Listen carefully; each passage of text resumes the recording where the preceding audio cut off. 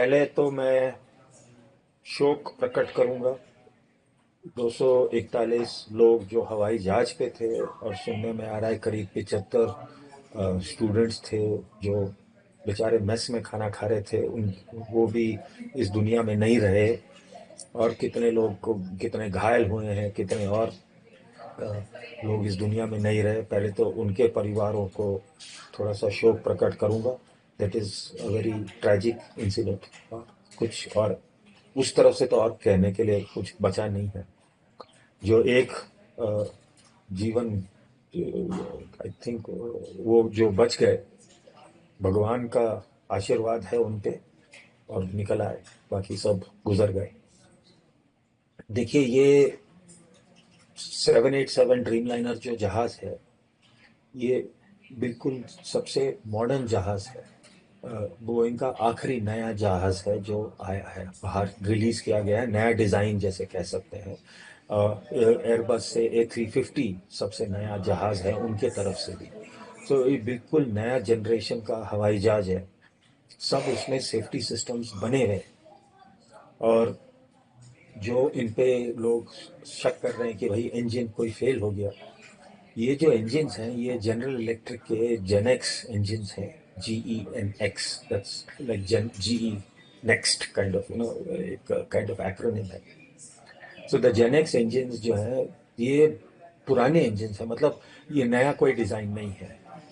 नया GE90 जो engines हैं, सालों से सदियों से सारे 777s पे लगे आ रहे हैं। जो नया वर्जन है 747 का, 747-8, उस पे भी फिट किए गए हैं। और बहुत रिलायबल इंजन। अगर आप देखें, एयर इंडिया जो सैन फ्रांसिस्को से नॉन स्टॉप फ्लाइट उड़ाती है दिल्ली के लिए, बम्बई के लिए, बैंगलोर के लिए, वो 777 यूज करती हैं।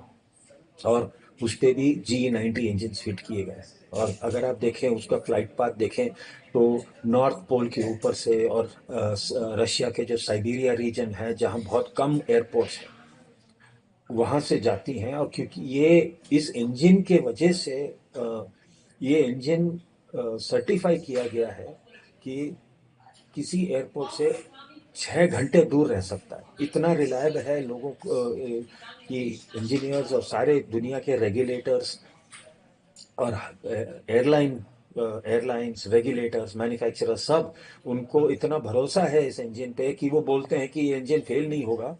6 घंटे दूर तक आप रह सकते हो। इतना हमें इस पे कॉन्फिडेंस है। तो थोड़ा सा ये 787 का पहला एक्सीडेंट है जहां मतलब मृत्यु हुई है। और हवाई जहाज को, जैसे एविएशन टर्मिनोलॉजी में बोलते हैं, हल लॉस। हवाई जहाज को अभी भी जैसे समुद्र के जहाज को बोलते हैं, तो जहाज का हल जो होता है, जो बॉडी होती है, so it is the first हल लॉस ऑफ अ 787। दुनिया की नजर रहेगी इस एक्सीडेंट पे, क्योंकि करीब 1200 787 बिक चुके हैं एयरलाइंस को।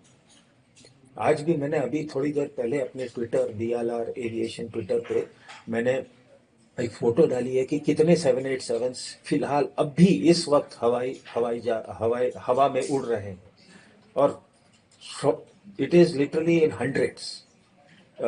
इतने हवाई जहाज सारे दुनिया में उड़ रहे हैं फिलहाल, right now, as of right now. तो ये बहुत रिलायबल एयरक्राफ्ट है। दुनिया का नजर रहेगा इस पे, क्योंकि सब जानना चाहेंगे कि क्या हुआ है, क्यों हुआ है। स्पेकुलेशन करने का कोई फायदा नहीं है, क्योंकि एक्सीडेंट कभी एक सिंगल कारण एक एक सिंगल कारण का नतीजा नहीं होता है। हमेशा it's a series of either actions और फेलियर्स दैट हैपन। एक एक सिंगल पॉइंट फेलियर कभी नहीं रहता है एक्सीडेंट में। कोई भी आप एयरलाइन एक्सीडेंट देखिए दुनिया में, इट हमेशा it is a series of failures that result in the accident. And so that is the reason why investigation is very very important. बहुत महत्वपूर्ण है कि हम लोग इन्वेस्टिगेटर्स को थोड़ा टाइम दें।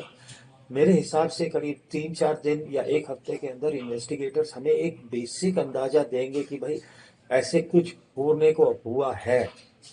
ऑफ कोर्स फाइनल रिपोर्ट बनाने के लिए उनको 2 साल लग सकते हैं, क्योंकि बहुत डिटेल में जाते हैं जो और खास करके 787 का जो आप सब लोग ब्लैक बॉक्स कहते हैं, वो असली में ऑरेंज कलर का एक डब्बा होता है जिसमें रिकॉर्डिंग होती है। और जो 787 है, क्योंकि सबसे नया जनरेशन का हवाई जहाज है, उसमें अपने जैसे सेल फोन में मेमोरी होता है, सॉलिड स्टेट मेमोरी जैसे बोलते हैं, एसएसडी ड्राइव्स होते हैं, तो वो उस पे रिकॉर्ड किए जाते हैं। वो ऑलरेडी सुनने में आया है कि रिकवर हो चुके हैं। देखते हैं कि अगर वो आग में थोड़ा सा डैमेज हो गए हैं तो फिर अमेरिका जाएंगे, जहां स्पेशलाइज्ड इक्विपमेंट उसमें से डेटा निकालेगा। सो एक तो कॉकपिट वॉइस रिकॉर्डर होता है, जिससे सारा आवाज कॉकपिट में रिकॉर्ड होता है। और दूसरा है डीएफडीआर, डिजिटल फ्लाइट डेटा रिकॉर्डर, जो हजारों पैरामीटर हर सेकंड मापते रहता है। तो उससे इन्वेस्टिगेटर बाकायदा पूरा हवाई जहाज का सिमुलेशन कर सकते हैं कि एग्जैक्टली हर आइटम में क्या हुआ, किस कहाँ कहाँ कहाँ क्या क्या हुआ। लिटरली पूरा हवाई जहाज को रिक्रिएट करेंगे कि हुआ क्या, और वो उसके कारण, इस एक्सीडेंट का कारण, या जो जो पॉइंट्स ऑफ फेलियर हुए हैं और जिससे ये एक्सीडेंट हुआ है, सब वो बाहर आएगा। क्योंकि दुनिया का नजर है इस एक्सीडेंट पे, ये पहला एक्सीडेंट है इस हवाई जहाज का, तो लोग, सारी दुनिया जानना चाहेगी कि क्यों हुआ है। घटना होने के तुरंत बाद ही सर डीजीसीए की तरफ से एक इन्वेस्टिगेशन को ऑर्डर कर दिया गया है सर। मेरा सवाल आपसे ये रहेगा कि जो ये अहमदाबाद टू लंदन की फ्लाइट थी, इसको जस्ट 2 मिनट्स ही हुए थे हवा में होने में, या फिर रनवे से निकले ही 2 मिनट हुआ था इसको। और क्या एक फ्यूल का फैक्टर हो सकता है कि इतनी इतनी बड़ी दुर्घटना देखने को मिली? और क्या अगर ये फ्लाइट मिड एयर होती तो थोड़ा सा सोचने समझने का समय या फिर ग्राउंड असिस्टेंस का समय और ज्यादा मिलता, जिससे कैजुअलिटी हमें कम देखने को मिल सकती थी? देखिए, एक तो अगर आप वीडियो देखें तो ये प्लेन जमीन पे गिरा है 32 सेकंड के अंदर। 2 मिनट की बात तो दूर है, आधा मिनट हुआ। तो आधा मिनट में हवाई जहाज, पायलट्स के पास बिल्कुल कोई कोई मौका ही नहीं। अगर देखिए, इफ यू सी, अगर आप वीडियो देखें, सडनली हवाई जहाज चढ़ा है और बस ऐसे गिर गया। Why that is called loss of lift. It has entered into what is called aerodynamic stall. इसका मतलब है कि हवाई जहाज के जो विंग्स होते हैं, उसके ऊपर जब हवा फ्लो होती है, उससे विंग्स में क्षमता बनती है कि हवाई जहाज को उठाए। सडनली ऐसा स्थिति हुआ है कि विंग्स के ऊपर हवा नहीं जा रहा है। किस कारण से नहीं जा रहा है, वो सब इन्वेस्टिगेट होगा। अब फ्यूल है क्या, किस कारण से हुआ है, स्पेकुलेट करने की कोई ना क्या शैल वी से, कोई बेनिफिट नहीं मिलती है इससे, कोई हमें कोई फायदा नहीं मिलता। एक एक वही मैं रिक्वेस्ट करता हूँ सब दर्शकों को कि एक 3 4 5 दिन वेट कीजिए, एक हफ्ता तक वेट कीजिए। इन्वेस्टिगेटर्स जरूर कुछ आइडिया देंगे।